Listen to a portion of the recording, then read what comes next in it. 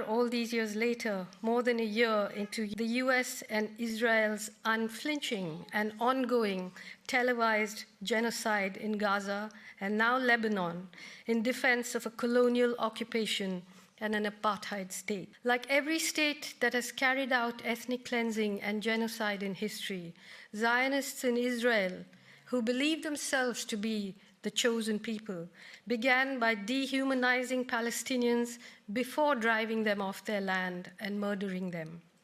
Prime Minister Menachem Begin called Palestinians two-legged beasts. Yitzhak Rabin called them grasshoppers who could be crushed. And Golda Meir said there was no such thing as Palestinians. Once those two-legged beasts, grasshoppers, dogs, and non-existent people were murdered, ethnically cleansed and ghettoized, a new country was born, no matter what crimes it committed. It grew up like a protected child in a wealthy home whose parents smile proudly as it commits atrocity upon atrocity. No wonder today it feels free to boast openly about committing genocide. No wonder Israeli soldiers seem to have lost all sense of decency. No wonder they flood the social media with depraved videos. Who are these people? What can possibly justify what Israel is doing? This is the part where I'm meant to lapse into moral equivalence and condemn Hamas and to condemn the people of Gaza who celebrated the Hamas attack. I do not tell oppressed people how to resist their oppression or who their allies should be. The point is to ask ourselves whether a liberal, secular fighting force can go up against a genocidal war machine. Because when all the powers of the world are arrayed against them, who do they have to turn to but God?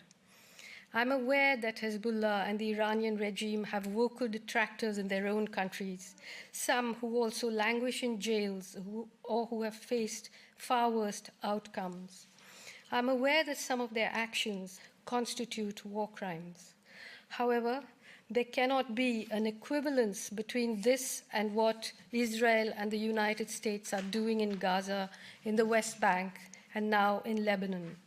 I ask you, which of us sitting in this hall would willingly submit to the indignity that Palestinians in Gaza and the West Bank have been subjected to for decades? What peaceful means have the Palestinian people not tried? What compromise have they not accepted, other than the one that requires them to crawl on their knees and eat dirt? Israel is not fighting a war of self-defense. It is fighting a war to occupy more territory, to strengthen its apartheid apparatus, and tighten its control on Palestinian people and the region. When Benjamin Netanyahu holds up a map of the Middle East in which Palestine has been erased and Israel stretches from the river to the sea, he is applauded as a visionary who's working to realize the dream of a Jewish homeland. But when Palestinians and their supporters chant, "From the river to the sea, Palestine will be free," they are accused of explicitly calling for the genocide of Jews. Are they really? Or is that a sick imagination projecting its own darkness onto others?